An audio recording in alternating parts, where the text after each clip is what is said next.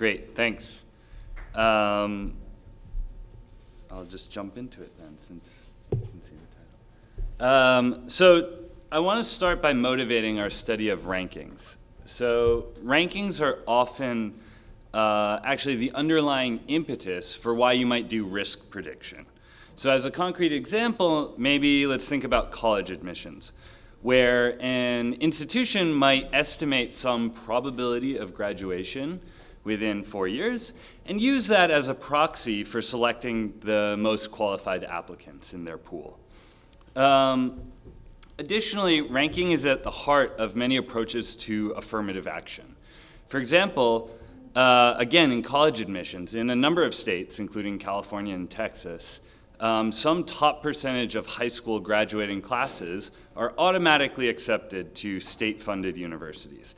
And this was rules that were instituted as explicit ways to basically perform affirmative action without taking into account certain sensitive variables which were deemed illegal. But importantly, in order to do this kind of approach, you need some underlying ranking of people. So we formalize our setup using a familiar learning setting, but that will present a number of interesting challenges due to the fact that we want to output a ranking instead of some risk predictor. So in particular, our learner gets to observe labeled samples of individual outcome pairs. So the individuals, which will represent X, are drawn from some distribution. And the outcomes that we see are binary, which you can think of as being drawn from a Bernoulli distribution with a parameter that we'll call P star. So the probability of a positive outcome for a given individual is P star of X. There we go. And so given this small sample, the learner's goal will be to recover some ranking that is as close to the true ranking induced by this P star as accurately as possible in a way that generalizes out of the sample. And the challenge, of course, here is that we don't get direct access to this real valued score. All we see are outcomes. So it makes comparing individuals directly much more challenging.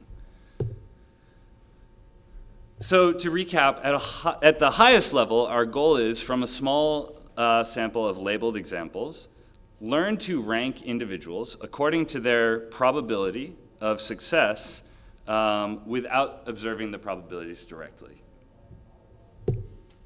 So as we stated, the most natural goal will be to recover a ranking that reflects the true underlying ranking as accurately as possible. So towards this goal, our first result is a certain Occam's razor style theorem for learning rankings in this setting. That is, given a class of rankings and a small sample of these binary outcomes, it's information theoretically possible to identify a ranking that is approximately optimal within the class. So I don't have time to go into all of the subtleties here, but there are a number of challenges in even defining what it means to approximately recover a ranking from binary samples.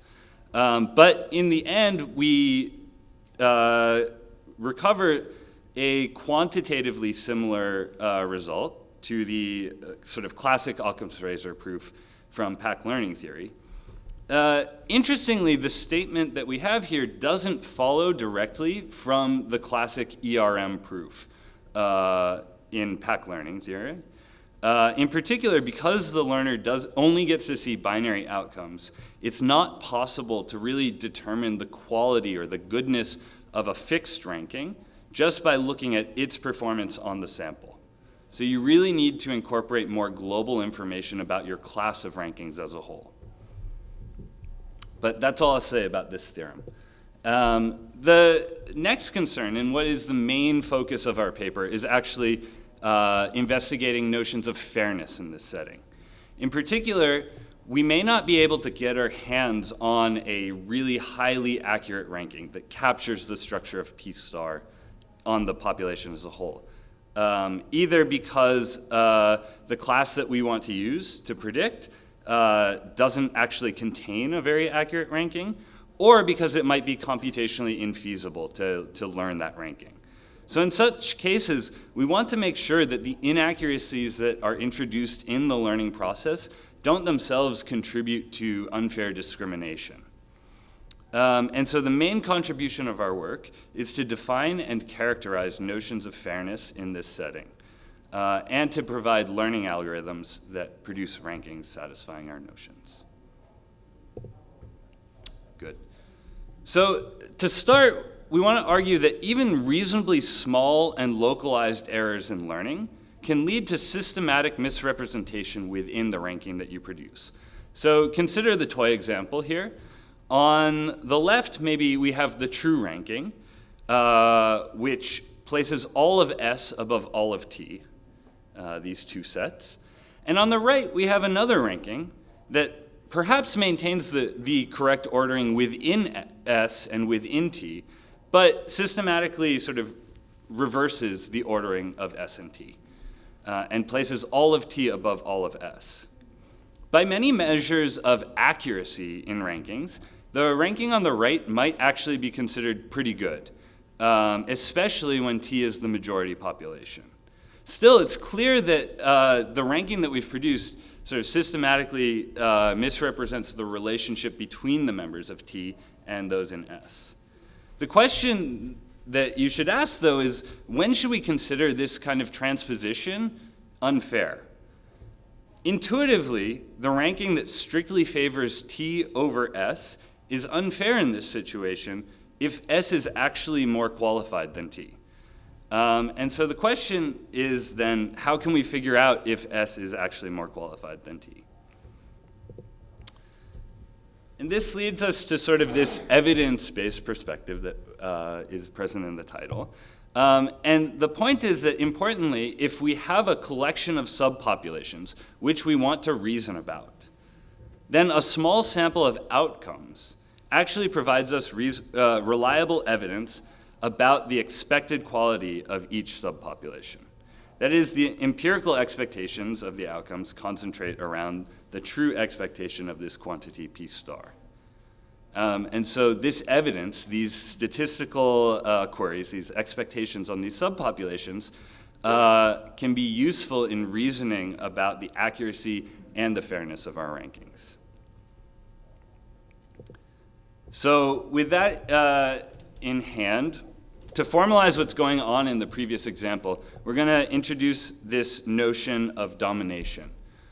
So we say that a set T dominates another set S within a fixed ranking R if, in that ranking, we can draw a matching from T to S such that the members of T receive better rank than S. Okay? And it's easy to see that if T dominates S in the ranking R, then any risk predictor that is consistent with the ordering given by R must give T a higher expectation than S. That is, if T dominates S in R, but the expectations of the true probabilities, P star, in T is actually smaller than that of S, then first of all, you know for a fact that the ranking that you have in hand is not the true ranking. You have some evidence of inconsistencies. Further, it's clear that R sort of blatantly violates this evidence in a way that actually might affect and be unfair to the population S. So this leads us to our first notion of fairness in this setting, which we call domination compatibility. Domination compatibility is parameterized by a collection of subpopulations, which we call C, and requires that for each pair of subpopulations in the collection, that if T dominates S, then the expectation of T is actually at least that of S. That is, when the domination relation holds between subpopulations in our ranking, then it's reflected in the evidence at hand. And so I want to spend a moment just to mention that domination compatibility can be seen as an instance of this paradigm that we've been calling sort of the multi-group perspective. And the idea here is that we want to enforce this sort of group notion of fairness, this statistical condition, not just on, say, a constant number of protected groups, but on a really rich class of subpopulations. Maybe you can think of this class C as defined by a computational class. And taking a rich class C serves two distinct purposes. First off, it serves to actually protect important subpopulations. But second, and more subtly and less obviously, it helps to identify structure within P star and within the true ranking that you want to elicit and reason about. So hopefully I've convinced you that this domination compatibility gives sort of a clean and semantic notion of fairness in rankings. But the question is, can we strengthen it? And so we actually go on to introduce another notion of fairness, which we call evidence consistency. And so recall that domination compatibility basically tried to make sure that the ranking didn't violate the evidence at hand. Evidence consistency actually explicitly requires that your ranking is consistent with a predictor or that exhibits the true expectations on each of the sets in your class. That's to say that it's consistent with the evidence. And two things to note. First off, evidence consistency naturally implies domination compatibility. In fact, we show that in this setting, it's a stronger notion, strictly stronger. And further, it's closely related to this notion of fairness from risk prediction called multi-accuracy. In particular, the induced ranking of a multi-accurate predictor is evidence consistent. So we can reduce the problem of learning an evidence consistent ranking to that of learning a multi-accurate predictor. And thankfully, in an earlier work, we studied this question of multi-accuracy and provided learning algorithms for it. So in the end, in order to get this domination compatible ranking that we wanted, what we can do is learn a multi-accurate predictor, which we can then turn into an evidence consistent ranking, which in turn is domination compatible. So great, we gave a learning algorithm, and it seems pretty good, but the question is, are we done yet? So despite sort of the intuitive strength of this notion of domination compatibility and evidence consistency, we actually show that when the subpopulations that we want to protect are fixed up front and we don't get to touch them afterwards, it actually leaves the door open for a certain undesirable form of discrimination within the ranking. And I'll illustrate that in the next few slides. So consider, again, the following toy example. Suppose there's two subpopulations in our class that we want to protect, S and T. And in this example, again, everyone in S is significantly more qualified than everyone in T. We're going to construct an evidence-consistent ranking for this class that materially still discriminates against the group S. And how will we do that? Well, suppose we randomly split up the group T into two groups, T1 and T0. You'll note that indeed now it looks like we have a domination violation, right? Where T1 is above S, but their expectation is significantly lower. But note that in our class C, T1 and T0 aren't in that class, only T is. So in order to satisfy evidence consistency, we simply need to exhibit a predictor that is consistent with this ordering that achieves the true expectations, which we can do by assigning the individuals in T1 probability 1 and those in T0 probability 0. You'll note that the expectation is actually equal to that of T. So, and therefore, this ranking is evidence consistent for the class C that we chose. And really the issue that's going on here is that T1 and T0 didn't exist until the ranking was specified. So the ranking itself somehow is exhibiting interesting and non-trivial subsets that we would really love to reason about.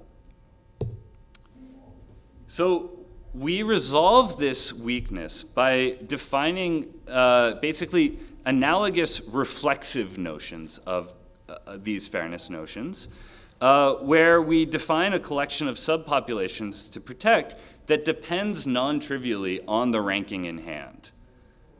And this type of self-reference presents a number of challenges in terms of how do you learn this thing in a way that still generalizes statistically. But thankfully, again, we can reduce this task to a task that we had studied in a previous work, and that is reduce the problem of learning a CR evidence-consistent ranking to the problem of learning a C multi-calibrated predictor. Interestingly, you'll note that the arrows are sort of different in the bottom.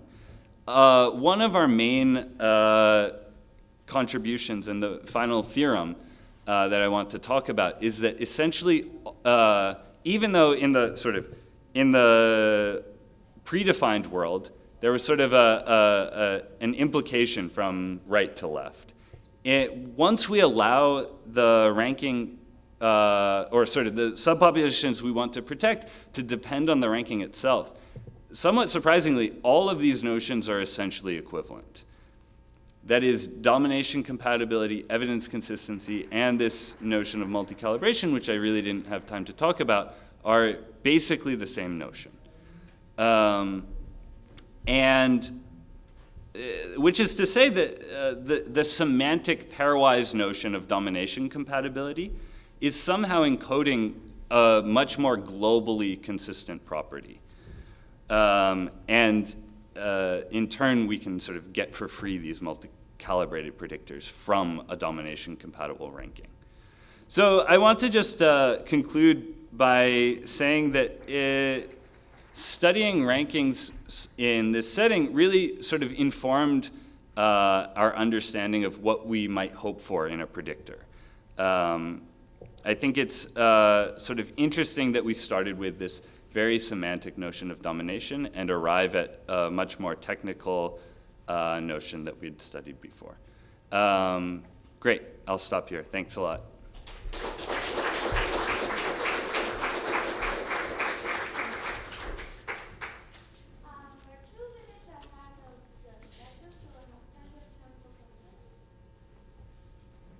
Yes?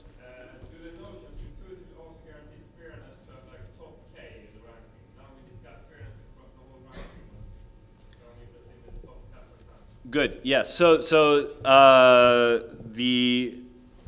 If we want to just sort of look at this picture, the top notions where your class is predefined, I don't know. In the bottom notion, this is basically exactly the type of information that we incorporate from the ranking to determine these new subpopulations we want to protect. We sort of say, reason about the top 10% in your ranking. So actually, maybe I misunderstood your question. I'll be able to give a guarantee about the population that I put in the top 10%, but it's maybe more subtle to reason about the population who really was the top 10%. Right. Yeah, it's a good question. I think basically it relies on the expressiveness of the class C that you took to elicit that structure from the samples that you see.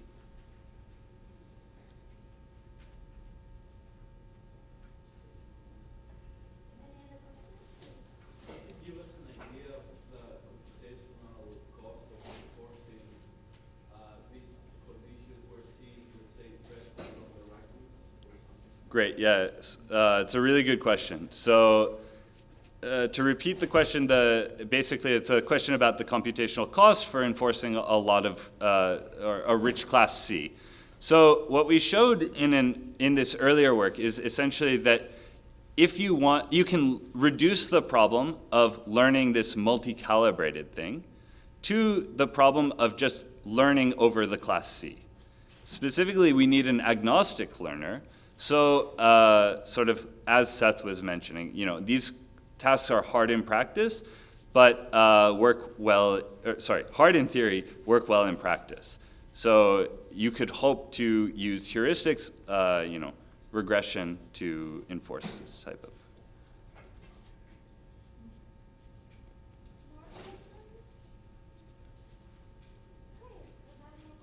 Thank you.